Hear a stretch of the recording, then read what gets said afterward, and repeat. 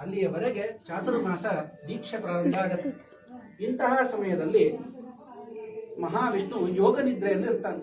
ಅಂದ್ರೆ ಎಚ್ಚರನೇ ಇರ್ತಾನೆ, ನಮ್ಮನ್ನೆಲ್ಲ ನೋಡ್ತಾ ಇರ್ತಾನೆ, ಕಾಣಿಸ್ತಾ ಇರ್ತಾನೆ, ಆದ್ರೆ ನಮ್ಗೆಲ್ಲ ಅನುಗ್ರಹಗಳನ್ನು ಕೊಡ್ತಾ ಇರ್ತಾನೆ. ಆದ್ರೆ ಅವನು ಮಾತ್ರ ಯೋಗ ನಿದ್ರೆಯಲ್ಲಿ ಇರ್ತಾನೆ. ಇಂತಹ ಯೋಗ ನಿದ್ರೆಯಲ್ಲಿ ಮಹಾವಿಷ್ಣು ಇರಬೇಕಾದ್ರೆ ನಾವು ಏನ್ ಮಾಡಬೇಕು ನೋಡಿ. ಭಗವಂತನ ಸ್ಮರಣೆ ಮಾಡ್ಬೇಕಂತೆ. ಇವತ್ತಿನ ದಿವಸ ಏಕಾದಶಿ ಯಾಕಾಯ್ತು ಹೇಳಿದ್ರೆ, ಅಥವಾ ಏಕಾದಶಿ ಇವತ್ತಿನ ದಿವಸ ಯಾಕೆ ಆಚರಣೆ ಮಾಡಬೇಕು ಹೇಳಿದ್ರೆ, ಮೊದಲನೇ ಉದಾಹರಣೆ, ಮಹಾವಿಷ್ಣು ಅಂಶದಿಂದ ಉದ್ಭವಳಾದಂತಹ ಏಕಾದಶಿ ಎಂಬಂತಹ ದೇವಿ ಮುರ ಎಂಬ ರಾಕ್ಷಸನನ್ನ ವಿಷ್ಣು ಸಂಹಾರ ಮಾಡಬೇಕಾದ್ರೆ ಆ ದೇವಿ ಅವನಿಗೆ ಸಹಾಯ ಮಾಡ್ತಾಳೆ. ಆ ಸಂಹಾರ ಮಾಡಿದ್ದಂತಹ ಒಂದು ಕ್ಷಣಕ್ಕೆ ಅನುಗ್ರಹವನ್ನ ಕೊಡ್ತಾನೆ. ಯಾರಿಗೆ? ಏಕಾದಶಿ. ನಿನ್ಗೆ ಏನ್ ಬೇಕೋ ಕೇಳ್ಕೋ ಅಂತ ಹೇಳಿ. ಆಗ ಹೇಳ್ತಾನೆ, ಯಾರು ನನ್ನ ಏಕಾದಶಿಯ ದಿವಸ ವಿಶೇಷವಾಗಿ ಹರಿದಿನವನ್ನಾಗಿ ಆಚರಣೆ ಮಾಡ್ತಾರೆ ಮತ್ತು ಯಾರು ಏಕಾದಶಿಯನ್ನ ವಿಶೇಷವಾಗಿ ಉಪವಾಸ ಇರ್ತಾರೆ ಅವರಿಗೆ ನಿನ್ನ ಮೋಕ್ಷ ಪಥವನ್ನು ಕೊಡು ಅಂತ ಹೇಳಿ ಆ ಏಕಾದಶಿ ದೇವಿ ಮಹಾವಿಷ್ಣುವಿನಲ್ಲಿ ಸಂಕಲ್ಪ ಮಾಡ್ತಾಳೆ. ಆ ವರವನ್ನ ಕೇಳ್ಕೊಳ್ತಾಳೆ.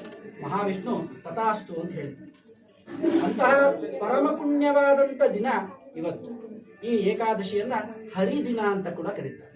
ಇವತ್ತಿನ ದಿವಸ ಎಲ್ಲ ಪೂರ್ತಿಯಾಗಿ ಉಪವಾಸ ಇದ್ದು ನಾಳೆ ಬೆಳಗ್ಗೆ 7 ಗಂಟೆ ನಂತರ ಪಾರಣೆಯನ್ನ ಮಾಡಿದ್ರೆ, ಮೊದಲು ಪ್ರಸಾದವನ್ನ ನಾವು ಮನೆಯಲ್ಲಿ ಏನು ಅಡಿಗೆ ಮಾಡಿದ್ದೀವಿ ಆ ಅಡಿಗೆಯನ್ನ ಭಗವಂತನಿಗೆ ಸಮರ್ಪಣೆ ಮಾಡಿ ನಾವು ತಿನ್ನೋದ್ರಿಂದ ವಿಶೇಷವಾದಂತಹ ಅನುಗ್ರಹ ನಮಗೆ ಸಿಗುತ್ತೆ.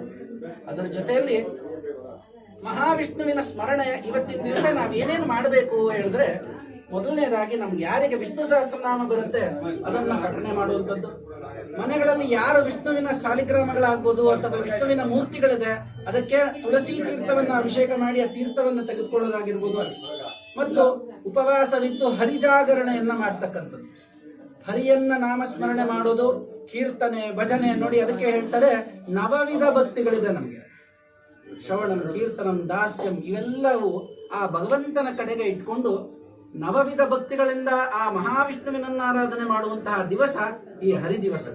ಇಂತಹ ಸಮಯದಲ್ಲಿ ಇಂತಹ ಪ್ರಥಮ ಆಷಾಢ ಯಾವುದು ಏಕಾದಶಿಯ ದಿವಸ ನಾವು ಆ ಭಗವಂತನನ್ನ ದರ್ಶನ ಮಾಡಿದ್ರೆ ಸಾಕು, ಎಷ್ಟೋ ಪುಣ್ಯಗಳು ನಮಗೆ ಸಿಗತ್ತೆ. ಇಂತಹ ದಿವಸ ಭಗವಂತನನ್ನ ದರ್ಶನ ಮಾಡಿ ಭಗವಂತನ ಒಂದು ತೊಟ್ಟು ತುಳಸಿ ತೀರ್ಥವನ್ನು ತೆಗೆದುಕೊಂಡ್ರೆ ಸಾಕು, ಮೋಕ್ಷ ಪಥವನ್ನು ಸೇರೋದಕ್ಕೆ ಮಾರ್ಗ ಸಿಗತ್ತೆ.